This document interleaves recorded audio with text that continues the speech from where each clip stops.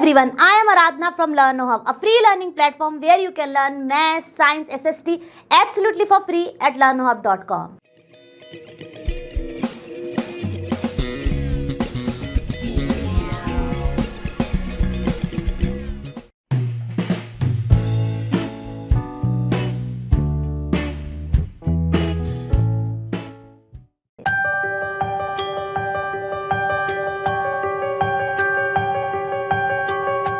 चलो बच्चों शुरू करते हैं अपना एक्सरसाइज 3.1 का क्वेश्चन नंबर 1। अब देखिए क्वेश्चन नंबर 1 कह रहा है find the range of Heights of any 10 students of your class. अब देखिए यहाँ पे सबसे पहले तो आपको पता होना चाहिए कि रेंज क्या होती है। जब भी हमें कोई डेटा गिवन होता है, ऑब्वियसली हम डेटा की बात कर रहे हैं, तो उसमें जो हाईएस्ट वैल्यू आई होती है और जो लोएस्ट वैल्यू होती है उनके डिफरेंस को हम कहते हैं रेंज। अब देखिए यहाँ पे हमें कोई डेटा नहीं दिया गया है तो हमें सबसे पहले कुछ डेटा लिखना होगा। तो चलिए हम लिख लेते हैं अपनी तरफ से 10 स्टूडेंट्स की हाइट।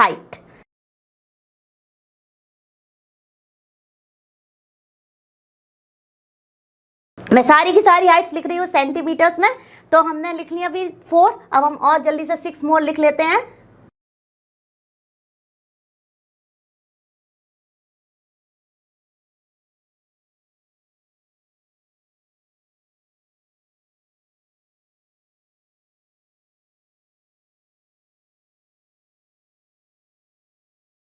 तो देखिए बच्चों ये तो हमने लिख ली कोई भी 10 स्टूडेंट्स की हाइट, जो कि हमारा हो गया डेटा। अब मैंने आपको रेंज क्या बताई है? रेंज बताई है हमने जो भी इस डेटा में, जो हमें डेटा गिवन है उसमें जो हाईएस्ट वैल्यू है। तो अब देखिए सारी वैल्यूज़ को जब हम कंपेयर करेंगे तो हमारी सबसे ज़्यादा बड़ी वैल्यू यानी कि मैक्सिमम वैल्यू क्या हाइट की है? वो है 148 सेंटीमीटर। सिमिलरली अब हम देख लेंगे कि हमारी लोएस्ट वैल्यू क्या है। तो देखिए जब हमने सारी वैल्यू हाईएस्ट पता चल गई, अब जो रिमेनिंग है उनमें देख लीजिए कि आपकी लोएस्ट क्या है। तो लोएस्ट हमारी आ रही है 120 सेंटीमीटर, मतलब कि मिनिमम हाइट। और रेंज क्या होती है? रेंज होती है हमारी किसी भी गिवन डेटा की maximum value minus minimum value. तो हम निकाल लेंगे, V लिखा है मैंने वैल्यू के लिए, सिमिलरली हम लिख देंगे मिनिमम वैल्यू। ठीक है, आप देखिए यहाँ पे मैंने फटाफट अपनी वैल्यूज़ को सब्स्टिट्यूट कर देना है। तो क्या आ जाएगी रेंज? रेंज हमारी आ जाएगी 148 माइनस 128 सेंटीमीटर। तो देखिए ये हो गया हमारा 20 सेंटीमीटर, राइट। तो देखिए कितना इजी था। रेंज क्या होता है? किसी भी गिवन डेटा की रेंज होती है हमारी maximum value minus minimum value. तो हमने देखिए अपनी हाइट में फटाफट कौन सी हमारी मैक्सिमम हाइट है और कौन सी हमारी मिनिमम हाइट है, और उसको सब्ट्रैक्ट करके जो डिफरेंस आता है वो हो जाता है हमारा रेंज। तो आई होप आपको ये क्वेश्चन अच्छे से क्लियर हुआ होगा। हम चलते हैं अपने नेक्स्ट क्वेश्चन पर। चलो बच्चों हम शुरू करते हैं अपना क्वेश्चन नंबर 2। अब क्वेश्चन नंबर 2 क्या कह रहा है? Organise the following marks in a class assessment in a tabular form. ठीक है, सबसे पहले तो हमें जो ये डेटा गया है वो क्या है? हमारा marks of the class assessment. ठीक है, अब देखिए इसको हमें टेबुलर फॉर्म में अरेंज करना है। ठीक है, उसके बाद क्या है? हमें फाइंड करना है ये पार्ट्स। वो क्या है? फर्स्ट पार्ट है which number is the highest, second part है which number is the lowest, third part है what is the range of the data, and fourth part है हमारा फाइंड द अर्थमेटिक मीन। अब देखिए जब मैं जैसे जैसे सॉल्व करती जाऊंगी सारी चीज़ें आपको बताती जाऊंगी। अब देखिए सबसे पहले हमें जब भी अपना कोई भी डेटा ऑर्गेनाइज करना होता है टेबुलर फॉर्म में, तो हम इसको लिख लेते हैं असेंडिंग ऑर्डर में, मतलब कि स्मॉल से बिग की फॉर्म में। तो हम देखते जाएंगे कि क्या क्या डेटा है और वो कितने नंबर टाइम आया है, उसको ढंग से लिख लेंगे, एक अरेंज वे में लिख लेंगे। तो सबसे पहली चीज़ हम क्या करेंगे? Arranging data in ascending order. तो चलिए कर लेते हैं।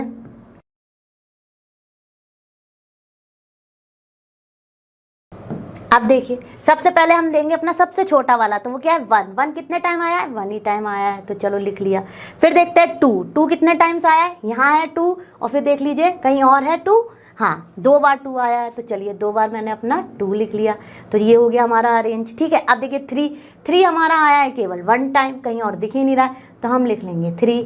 सिमिलरली हम देखेंगे 4, तो 4 कितने टाइम आया? 1, 2 और फिर ये 3। तो चलिए हम लिख लेते हैं फटाफट अपना 4।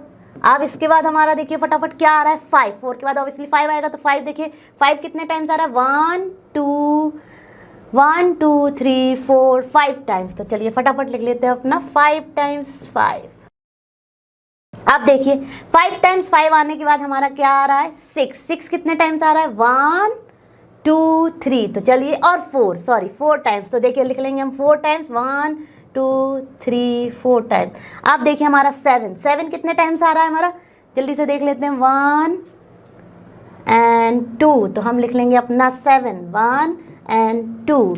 अब देखिए हमारा नेक्स्ट क्या है 8, तो 8 है ना, 8 कितने टाइम्स आ रहा है फटाफट देख लेते हैं, ओनली 1 टाइम आ रहा है, तो ये लिख गया हमारा 8। और फिर उसके बाद हमारा हाईएस्ट क्या है देखते लास्ट डेटा है हमारा 9, उसके बाद 10 तो मैं कहीं दिख ही नहीं रहा है, तो चलिए 9 देख लेते हैं कितनी बार आ रहा है, 9 हमारा आ रहा है 1 टाइम। तो चलिए ये तो हो गया हमारा arrangement of data in ascending order. अब हमें क्या करना है, सबसे पहला पार्ट कि हमें इसको टेबुलर फॉर्म में लिखना है। तो कैसे लिखेंगे, हम बनाएंगे एक टेबल है ना, और उसमें लिख देंगे हम यहाँ पर अपना डेटा है ना, 3 कॉलम्स बनाएंगे डेटा,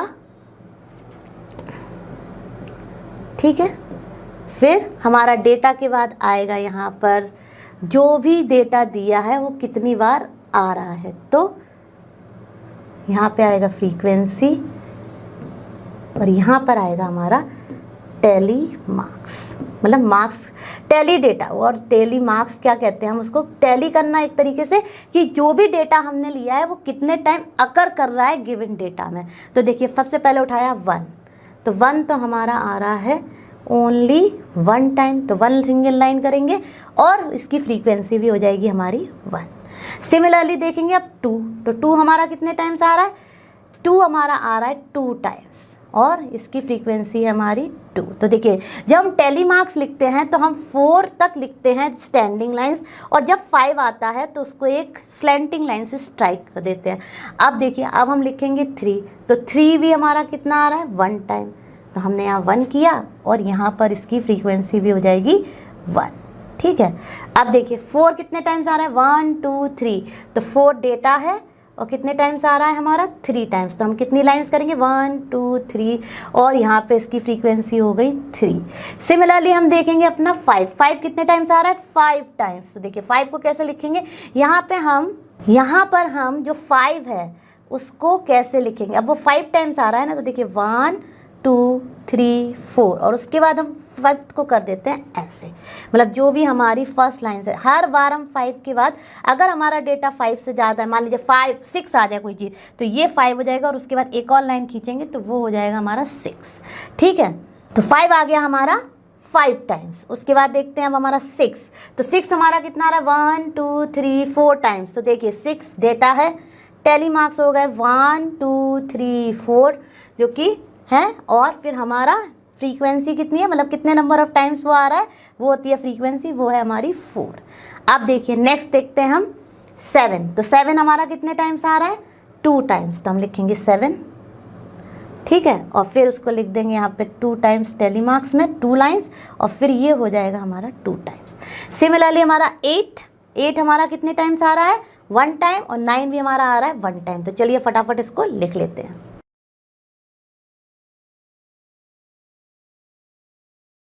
तो 8 हमारा आ रहा है 1 टाइम, तो हमने यहाँ लिखा 1, और यहाँ पर भी हमने लिख दिया अपना 1 हो गई स्टैंडिंग लाइन और 1 ही टाइम ये आ रहा है। सिमिलरली 9 भी 1 टाइम, तो हमने 9 लिखा यहाँ पे 1, और यहाँ पर भी हमारा हो गया 1। टैली मार्क्स में हमने लिखा अपना लाइंस के फॉर्म में मार्क्स को, और ये हो गई हमारी फ्रीक्वेंसी कि हर डेटा कितने नंबर ऑफ टाइम्स आ रहा है।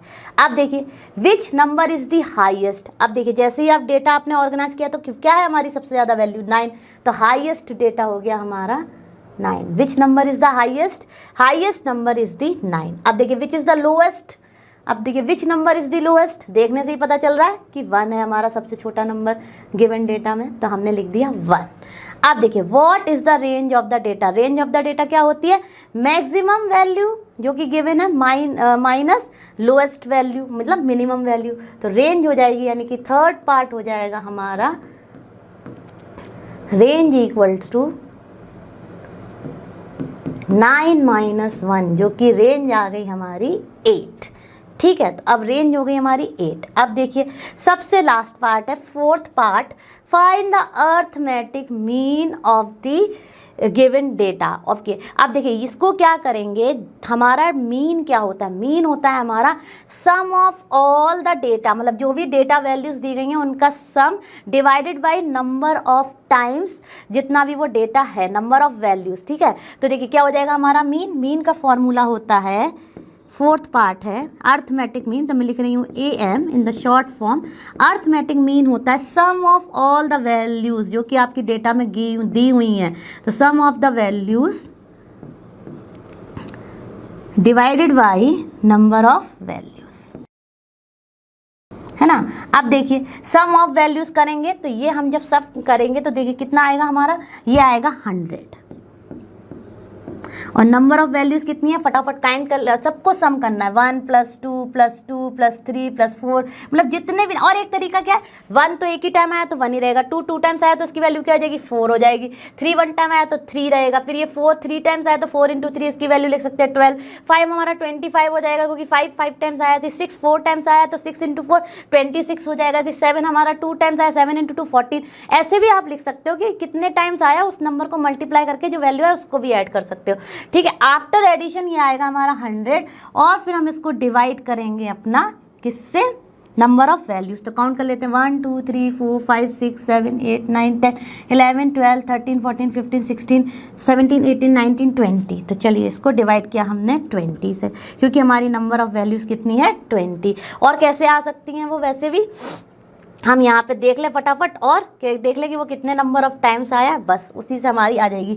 यहाँ से आप फटाफट देख सकते हैं ऐड करके कि कितने number of times each data आकर हुआ है। तो चलो नंबर ऑफ वैल्यूज़ हो गई हमारी 20। अब देखिए क्या आएगा जब हम इसको सिंप्लीफाई करेंगे, ये आ जाएगा हमारा 5। तो हमारा अर्थमेटिक मीन जो हो गया वो हो गया 5। तो क्या होता है arithmetic means, sum of all the values which is given in the data divided by number of values, मतलब नंबर ऑफ डेटा, मतलब जितना भी नंबर ऑफ डेटा है उससे हम डिवाइड कर देते हैं, तो जो वैल्यू आती है वो हो जाती है हमारी अर्थमेटिक मीन। तो बहुत ही इजी क्वेश्चन था, आपको समझ में भी आया होगा।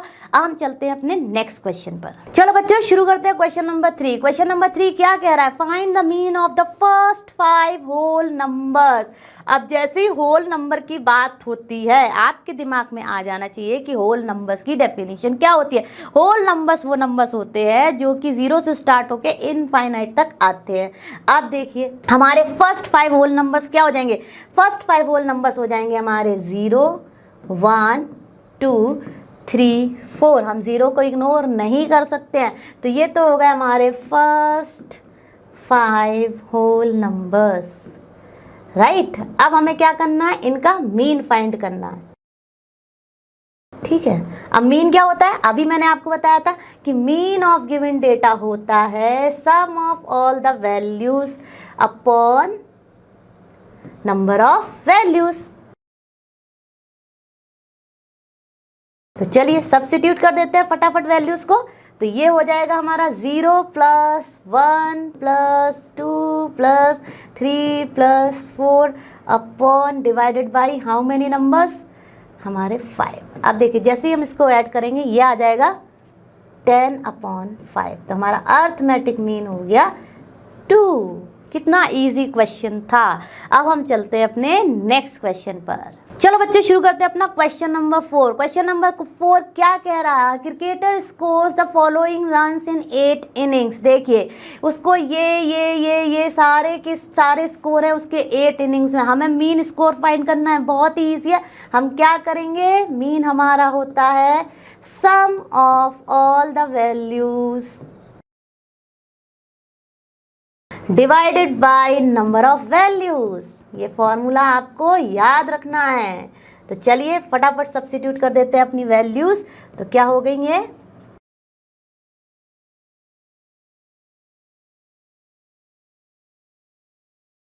And divided by how many number of values are there, 1 2 3 4 5 6 7 8। तो डिवाइडेड बाय 8। अब हमको इनका सम फाइंड करना है, तो चलिए कर लेते हैं।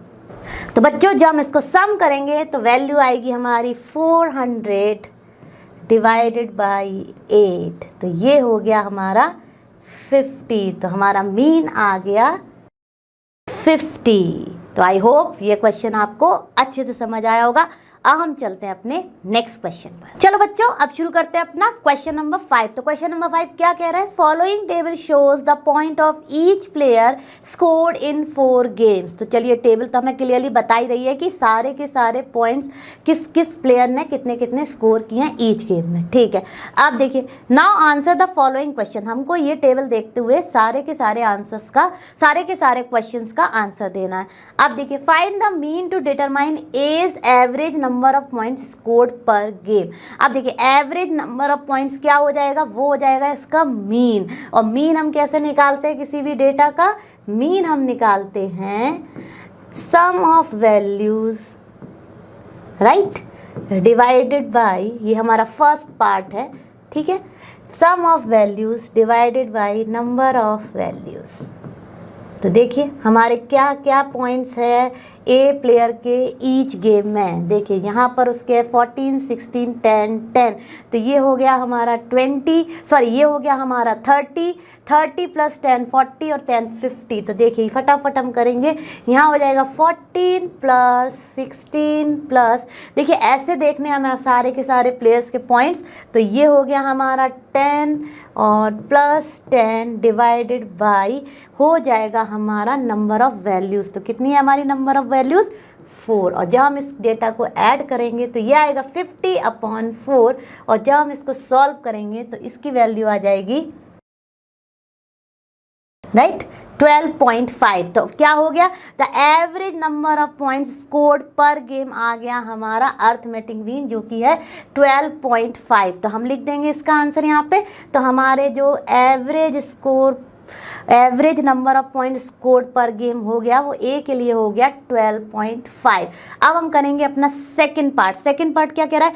To find the mean number of points per game for C, would you divide the total points by 3 और बाई 4? वाई। अब देखिए, जैसे ही हम आए सी प्लेयर पर, ये बात कर रहे हैं सी प्लेयर की। अब देखिए हमारा जब हम इसका मीन फाइंड करेंगे तो क्या होगा? वो होगा हमारा डिवाइडेड बाय नंबर ऑफ 3, क्योंकि 3 ही डेटा है यहाँ पे, एक गेम तो उसने खेला ही नहीं है। तो क्या आंसर इसका होगा? इसका आंसर होगा to find the mean number of points per game for C, we will divide the data by 3 not by 4, because he did not play a game 3, right, he did not play game 3। तो बहुत ही easy था इसका answer. अब हम चलते हैं अपने third part पर। थर्ड पार्ट क्या कह रहा है? We played in all 4 games, how would you find the mean? अब देखिए बी सारे के सारे गेम्स खेला है और उसमें क्या क्या पॉइंट्स है? एक में 0 और 8, 6, 4। तो हम इनको ऐड करके डिवाइड कर देंगे अपने 4 से और उससे मिल जाएगा हमें बी का मीन। तो चलिए करते हैं अपना थर्ड पार्ट। तो देखिए फॉर्मूला तो लिखा ही था, mean equals to sum of values upon number of values. तो फटाफट हम वैल्यू को सब्सिट्यूट कर देंगे। तो वो हो जाएगा हमारा 0 plus 8 plus 6 plus 4 and divided by 4 ही होगा, क्योंकि उसने 4 गेम्स खेले हैं, एक में उसके पॉइंट्स हैं 0। अब देखिए इसको ऐड करेंगे तो ये आ जाएगा 18/4 और जब हम इसको डिवाइड करेंगे तो ये आ जाएगा 4.5। ठीक है, तो ये तो हो गए हमारे mean of player B. Okay, now next one हमारा क्या है? B play sorry fourth part है who is the best performer. अब देखिए हमने 2 का मीन तो फाइंड कर लिया था, बी का भी फाइंड कर लिया है जो कि आया 4.5, ओके, और हमारा ए का 12.5। हमने सी का नहीं फाइंड किया। क्यों नहीं किया? क्योंकि हमसे पूछा ही नहीं गया था। अब हम चलो फटाफट फाइंड कर लेते हैं अपना सी का मीन। अब हम लोग सी का मीन क्यों फाइंड करना है? क्योंकि हमें कंपेयर करना है कि who is the best performer. वैसे तो हम डेटा देखकर ही बता सकते हैं कि सबसे ज़्यादा वैल्यूज़ जो स्कोर की हैं वो ए ने ही की हैं, तो वही होगा। लेकिन फॉर अ फॉर्मेलिटी, क्योंकि हमें ये एग्जाम में अगर क्वेश्चन आता है तो हम क्या करेंगे वो मैं आपको बता रही हूँ। तो देख लीजिए हम फटाफट फाइंड कर लेते हैं अपने सी का भी मीन। तो फॉर प्लेयर सी,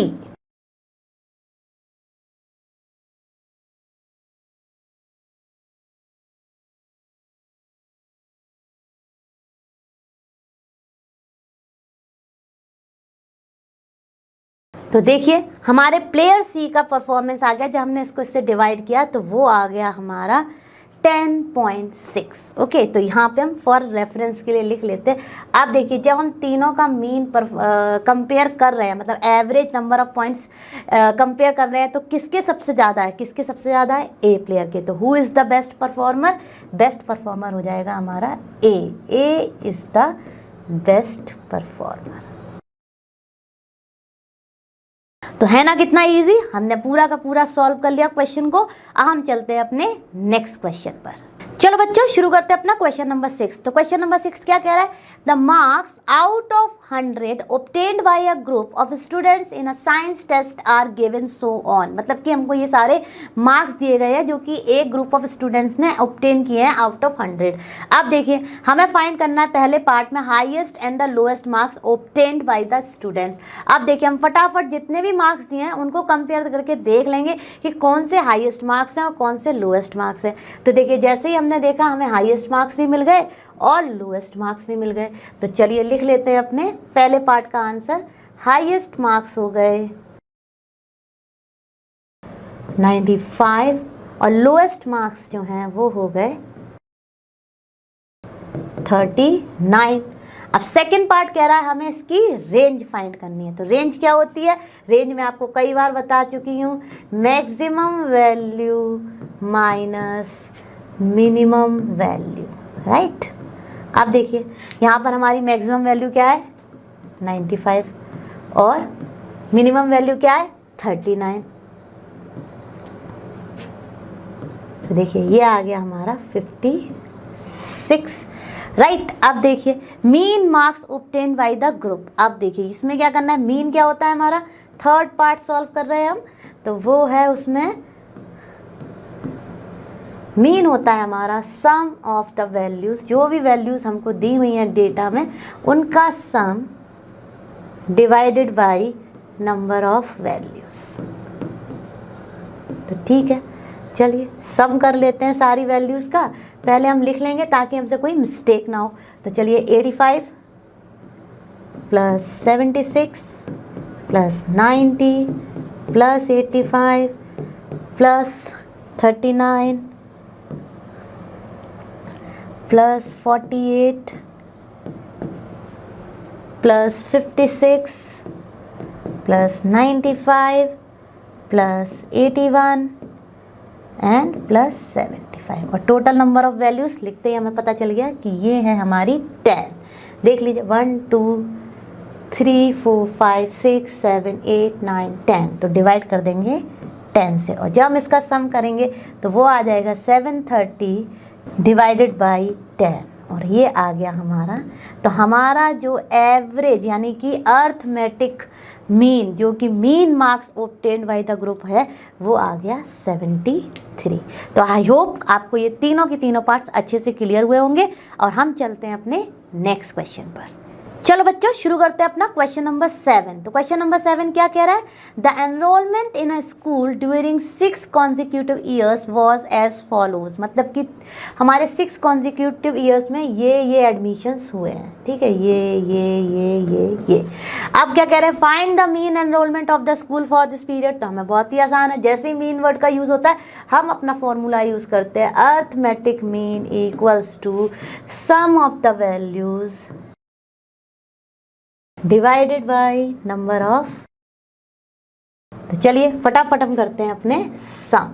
तो क्या आ जाएगा, हमारा है 1555 plus 1670 plus 1750 plus 2013 plus 2540 and plus 2820 और नंबर ऑफ वैल्यूज़ कितनी हो गई हमारी 1 2 3 4 5 6। तो चलिए ये डिवाइड करेंगे हम 6 से। अब देखिए जब इसको सम करेंगे तो ये आ जाएगा 12,348 डिवाइडेड बाई 6। अब चलिए फटाफट डिवाइड कर लेते हैं, अगर आप चाहें तो वर्किंग कॉलम में डिवाइड कर लें। मैं ये आपको करके दिखा देती हूँ क्योंकि ये थोड़ा सा बिग नंबर है, नहीं तो डिवीज़न तो आपको आता ही है।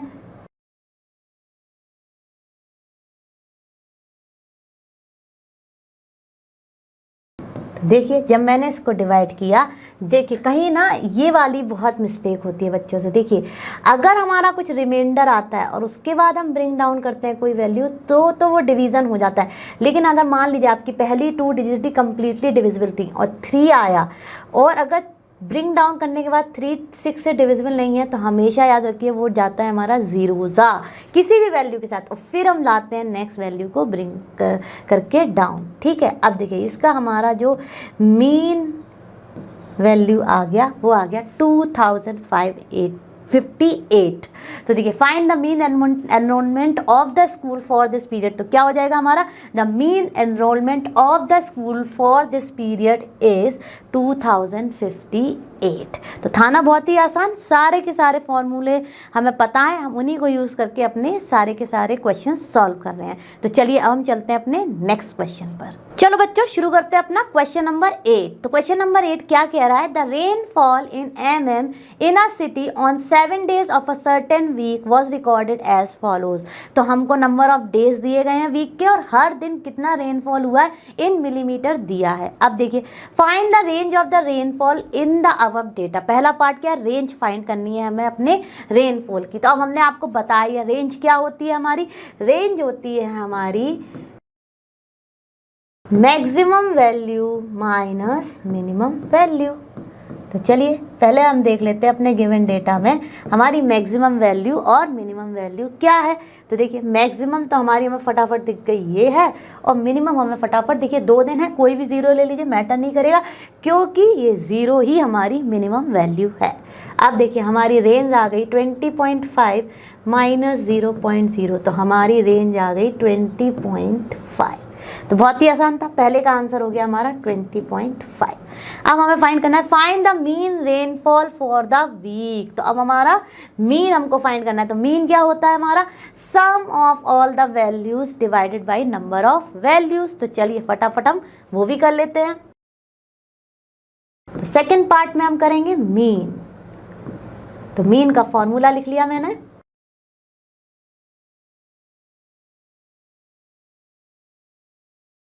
तो सम तो हमारा हो जाएगा, जो भी वैल्यूज हैं उनको हम ऐड करेंगे।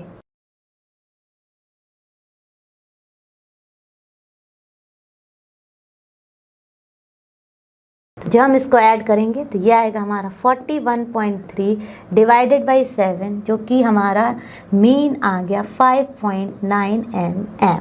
देखिए हमने इसको ऐड किया और डिवाइड किया 7 से, हमें पता चल गया हमारा जो मीन रेनफॉल है वो है 5.9 mm। अब देखिए थर्ड पार्ट क्या कह रहा है, थर्ड पार्ट कह रहा है on how many days was the rainfall less than the mean rainfall. हमारा मीन रेनफॉल हमको पता ही है, हमारी रेंज भी आ गई थी 20.5 जो कि हमने कैलकुलेट कर ली थी। अब देखिए ऑन हाउ मैनी डेज मतलब जिस जिस दिन पर हमारा 5.9 से कम रेनफॉल हुआ है हम वो दिन अपने देख लेंगे। तो देखिए Monday, Tuesday, Monday, Wednesday, Monday, फिर देखिए हमारा वेनसडे, फिर थर्सडे, फिर सैटरडे एंड संडे। इन सारे दिनों जो है वो हमारे जो रेनफॉल की वैल्यू है वो लेस देन है हमारे मीन वैल्यू से। तो चलिए लिख देते हैं कितने डेज हैं हमारे, 1 2 3 4 5। तो 5 डेज, हाउ मैनी डेज का आंसर हो जाएगा 5 डेज। और नेम ऑफ द डेज क्या है हमारे, Monday, Wednesday, Thursday, Saturday and Sunday. तो ये जो दिन है इन दिनों में हमारी जो रेनफॉल हुई है वो मीन वैल्यू से कम हुई है। तो आई होप आपको ये तीनों के तीनों पार्ट्स अच्छे से समझ आए होंगे। अब हम चलते हैं अपने नेक्स्ट क्वेश्चन पर। चलो बच्चों शुरू करते हैं अपना क्वेश्चन नंबर 9। तो क्वेश्चन नंबर 9 क्या कह रहा है, the heights of 10 girls were measured in centimetre and the result are as follows. मतलब कि 10 गर्ल्स की जो हाइट्स है वो दी गई है हमको। What is the height of the tallest girl, second है what is the height of the shortest girl. तो बहुत ही आसान है। फर्स्ट देखिए हम देखेंगे कि जो हमें डेटा गिवन है उसमें सबसे ज़्यादा वैल्यू क्या है। तो चलिए देखते ही हमें पता चल गया कि हाईएस्ट जो है वो है 151। तो टॉलेस्ट गर्ल की हाइट हो गई, यानी कि फर्स्ट का आंसर हो गया height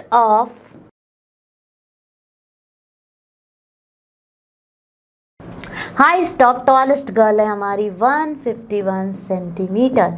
similarly what is the height of the shortest girl, मतलब कि सबसे छोटे हाइट की लड़की कौन है, तो वो भी हो जाएगा।